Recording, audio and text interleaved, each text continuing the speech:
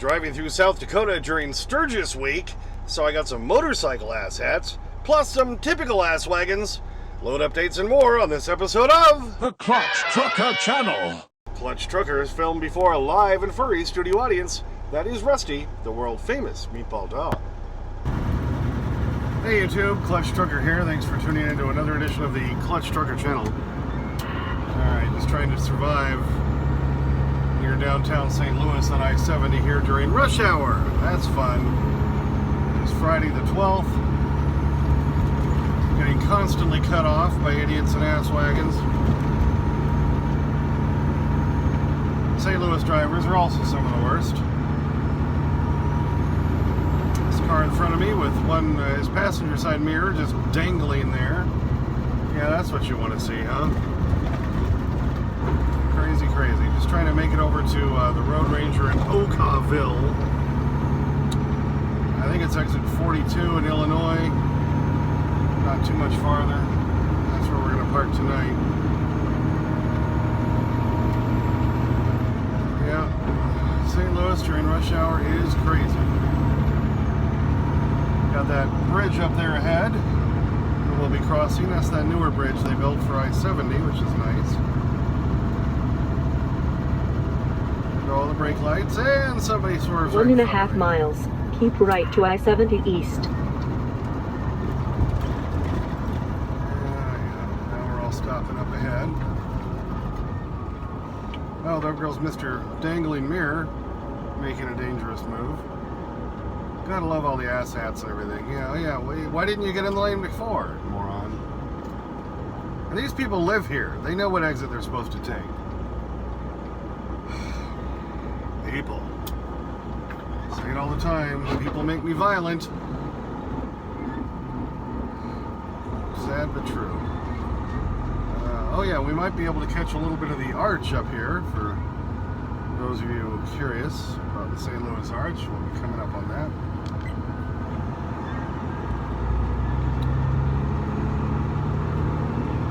Your options are either you drive through here in the middle of the day with all the traffic, or you drive through in the middle of the night, like on a Friday night, with all the idiots out here racing. And they race along this stretch of I-70. I mean, they'll go flying by at 80, 90 miles an hour. It's crazy. And all the drunks. So, what do you choose, you know? It's never going to be a good thing. Oh, I can see the arch up there. Maybe we can catch it on the camera. Maybe I'll be able to zoom in here and get a good shot of that in a second. And directly ahead. I'll try to give you a gander here through the magic of editing. Yeah, well, at least I'll be on the other side into East St. Louis, Illinois. Who knows what the traffic will be like over there, but gotta love it, baby.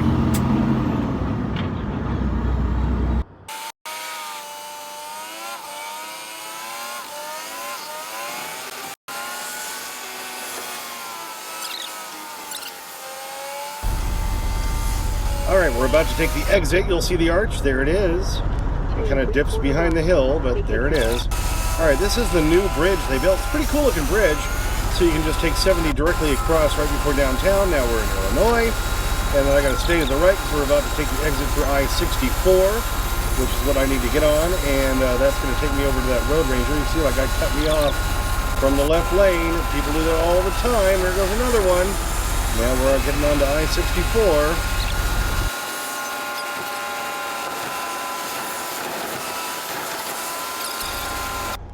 Alright, well, you saw me driving through St. Louis there, and you know, it always looks so much worse in real life because it's got such a wide-angle lens on the Rexing dash cam. 170 degrees, by the way. I didn't mention that in the last video talking about the Rexings, but like I say, they're the only ones I found that last, and they're cheap. So, you know, if they die on you, you don't care as much. But when you pay $287, like what I paid for that Garmin 65W, and it lasted less than 6 months, I loved it. I love the features, but it just don't last. Okay, yeah, driving across South Dakota, yeah, the Sturgis rally was going on that week, and there was motorcycles everywhere. And they kept pulling stupid crap in front of me. I didn't catch a lot of them. Because they always say, oh, well, look out for motorcycles, look out for motorcycles. Okay, why aren't they looking out for me? I had a whole fleet of them, like 15 of them, all pass me, get in the right lane, and they're getting just in front of the truck, right in front of the truck. Then they all decide to slow down because they're going to take the next exit. It's like, you know, I'm right on top of them. You morons! Would you do that in a car? I don't get that. But you got to check this one out. I missed the first part because it was over 2 different video sections. 2 motorcycles coming the other way. This is after I got loaded in Brandon, South Dakota. The other direction on the interstate decide to go through the median where they're not supposed to go and do a U-turn. One of them goes to the left lane, one of them goes to the right lane, and of course they've just U-turned. They're going like 20 miles an hour. Here I come up behind them at 75.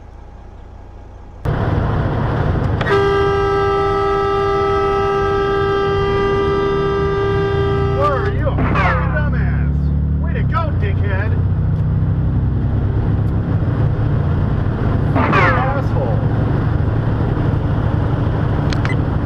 Yeah, you can't see it in the video because that second guy drops back and he's right next to me. That's when I'm screaming at him going, way to go, you ass-wagon, and flipping him off and everything, and he just looks at me like, I'm going to Sturgis, I'm going to Sturgis.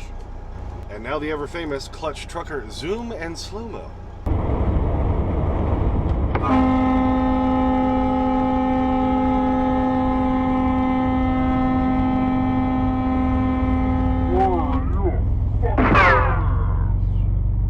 On my way to pick up that load in Brandon, South Dakota, right there at the I-29 exit from I-90, look at this car. They're in the left lane and they decide, or they're in, you know, were they in the left lane, or I guess they were in my lane. They decided the last second, oh, I need to take that exit. So what do? Slam on the brakes and try to get on over. And again, I'm going 75 miles an hour right behind them.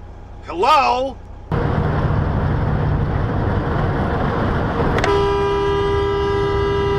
Yep. Zoom in slow-mo time.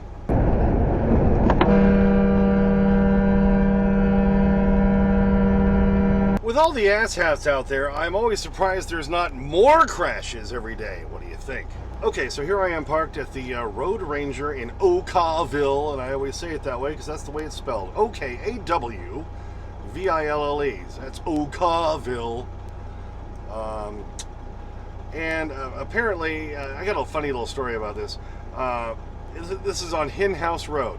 There's some chicken restaurants in Illinois called Hen House. I'm not even sure they still exist anymore. I know there's one close to Peoria, or kind of on the other side of Bloomington or something. Its sign looks really old. I'm not sure if they're still open. But one time years ago, I got money at the ATM here at this Road Ranger. Well, because the address is Hen House Road, and apparently this used to be a Hen House restaurant. My wife saw that on the bank statement, and she was like, so you were at some place called the Hen House? Is there something you need to tell me? Of course, you know, doesn't that sound like a strip club? The Hen House? And I'm like, no, it was the Road Ranger. I swear to God. And I had to explain the whole Hen House, you know, chicken restaurant thing. And so to this day, that's always a big joke. If I ever stay here, I always say, yeah, I'm going to that Road Ranger on Hen House Road. Hey, hey, hey. So this is a great place to park. Ever since Road Ranger severed their ties with Pilot and Flying J, because they used to, you know, they used to have over the fuel islands, it would say Pilot and everything. Well, Road Ranger decided they were tired of Pilot's crap, and so now a Road Ranger is just a Road Ranger, and I can usually fill up most of those. And so now all the newbies and guys who are going to take your hood off all night don't tend to show up at a Road Ranger. And so they tend to be very good places to park. I know I was talking to Mark with Whitestones Logistics, and he was saying that one of his favorites is right after you cross from Indiana into Illinois.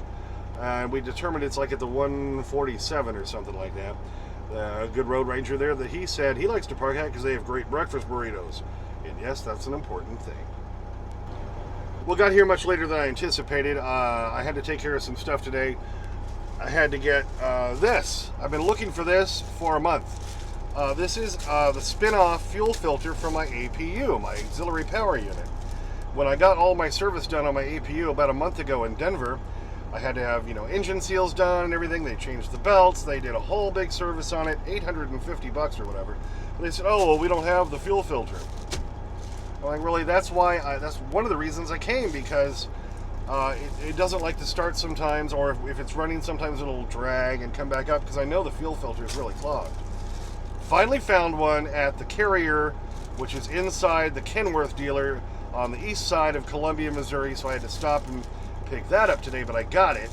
So now I just need to find a filter wrench so I can get that swapped out, and I got time still on this load, and let me tell you about that.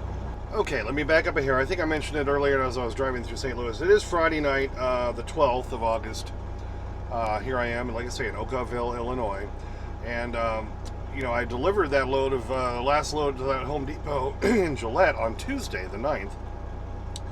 And so on Wednesday, we kept trying to find a load, and finally by a little after midday Eastern time, Mark at Whitestones Logistics was like, okay, just get moving, because we're not finding anything decent that pays more than $1.20 a mile out of Gillette. And I did see in the comments from a couple other people saying, yeah, they have to deadhead out at Gillette a lot.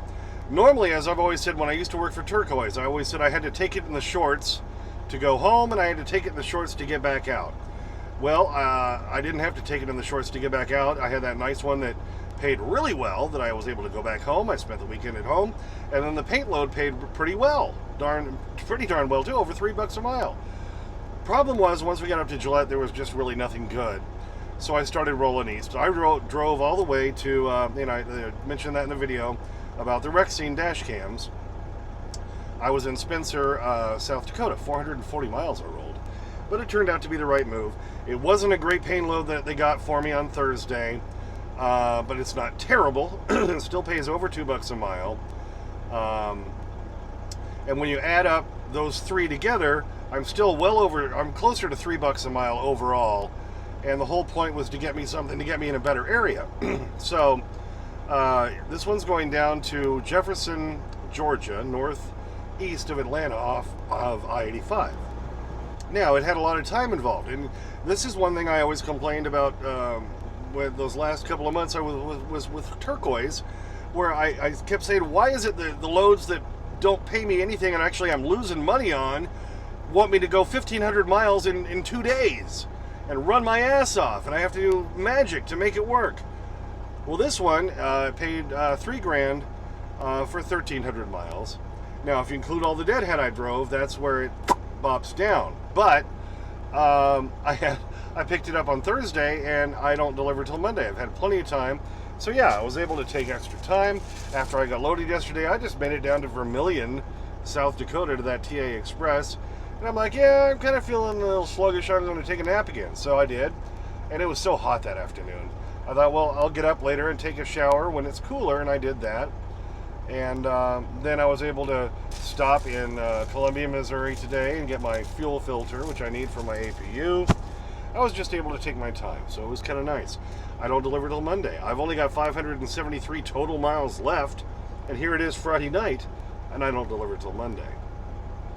So I can just do this in a couple of short days. I can do it in one longer one if I can find a place to park. I got a couple of options, so that's the nice part. And I've been driving slower. I've been driving about averaging 67 miles an hour so I can get better fuel economy. What do you think?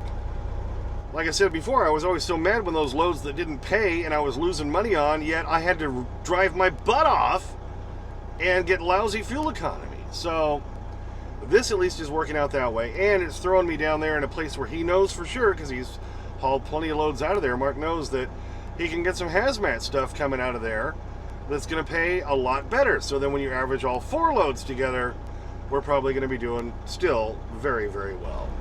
And I do have to mention this, because no other carrier I've ever worked for would do this, or has done this, and I doubt anyone you've ever worked for would do this.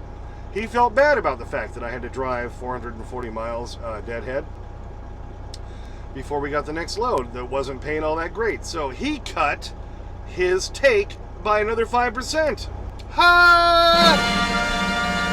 Would your carrier do that? He only takes 10% as it is, where Turquoise used to take 15. He cut it down to 5%. I get 95% of the load. So he's trying to help me out for that fuel I had to use to spend on to drive deadhead. Like I say, would any other carrier you work for currently or in your past do that for you?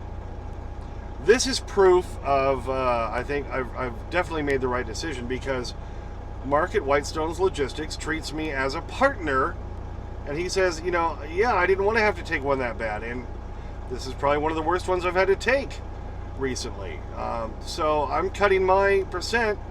He has to pay a factoring company, and they take, what, 3%? So he's only getting 2% off of the load I'm on right now. Would your carrier do that? That says a lot. That tells me, yeah, he's my partner in this. He's not just taking off the top because he can. So I think another proof, proving again that this has been the right move and the tasty way to do it. So I've got more time to play with. Like I say, it's just Friday night. So I always say, and I've always said in my videos, if I have extra time, that's when I try to do some other maintenance on the truck and trailer and get things done. Well, got my APU fuel filter I've been needing to find for over a month now. I just got to find a fuel wrench to get the filter wrench to get the other one off and put this one on. Fairly easy to do. I can handle that, which is nice. So I'll try to do that over the next couple of days. As soon as I got rolling last night, my left headlight started flashing on me. It's an LED one, a sea light headlight. I made a video about it a couple of years ago, and those LED ones, they last a couple of years. What's funny is the bulb itself doesn't go out. It's actually the wire, because they're connected differently. So I just got on Amazon real quick and I ordered a new set of sea light lights, or no, I guess I got the Mars Auto ones this time, because I knew exactly where I was going. And there's a Love's I'm going to try to aim at for Sunday down there in near Commerce, Georgia. They have the Amazon lockers, and it's going to be there tomorrow. So I went ahead and ordered those. $31. I used to pay $65 for the Sylvania, special halogen ones, and they would last me 3 months. This last one lasted me 2 years. You can't beat that. And now I'll have another set waiting for me. They kind of got themselves a little corrected as I kept driving through the night. But I know that means they're about to go out. So I want to have backups. And I always say in my videos, I always try to not be hassled. Because if I do get pulled over and that headlight goes out while I'm driving, and the DOT can say, oh, well, you got your headlight out there, clutch trucker, I can say, stop barking. I got a backup right here. Let me install it for you right now. What do you think? Because I always say, if they want to find something, by God, they're gonna. So have extra bulbs with you. Have extra stuff with you. Be able to repair the wires. Anything that can get you pulled over. And don't speed in construction zones. Don't do crap that's going to get you pulled over. Because if they want to do an inspection, by God, they're going to find something. All right, we'll wrap this one up right here. So here I am. Yeah, Okaville at the Road Ranger. They have a Dairy Queen right next door. I love that value basket. It used to be a great deal. It used to be like $6. You got the double cheeseburger, the fries, and you got a sundae. Oh yeah. But I think it's up to like $9 or $10 now. But yeah, I think tomorrow afternoon before I get going again, I'm gonna have to hike over to that Dairy Queen and get me one of them. What do you think? Yeah, it's amazing how that Sturgis rally makes people lose their minds. And a lot of those aren't real bikers, baby. They're just the weekend summertime bikers. The ones, I'm sure those ones who made that U-turn illegally in front of me and made me slam on my brakes. What do you think, Rusty? Yeah, that's my opinion. Well, as always, thanks for tuning in. As always, please subscribe, please like and comment. Get to your comments as soon as I can. Sometimes takes a couple days because I'm a working truck driver. There's Clutch Trucker on Instagram, Clutch Trucker on Twitter. I'll try to update those again soon. I have been bad about that. I'm sorry. And as always, sniff that magic YouTube fairy dust. Clutch and Rusty, out. Oh, Bug. Yeah, I wanted to show you my hatchet. I keep it in my car right here. Look. Oh, here it is. Oh, yeah. See that? It's so sharp, I've been known to circumcise a gnat. You're not a gnat, are you, Bug? Wait a minute. Bug? Gnat? I don't know. He's watching. Oh, there it goes. It's up behind you. Go grab it. It's right there. Yeah, you found it. Okay. I was getting concerned there that your sniffer wasn't working for you. Yeah, that dog a sniffer. Sniff out them bacon strips, baby. Come on. Yeah. Crunch, crunch, crunch. Love it, love it, love it. Thank you. Yeah, you're chowing them down tonight, baby. It's been a long day, hasn't it, Rusty? All right, there's another one for you. Oh, yes. Oh, yes. Crack cocaine for a dog.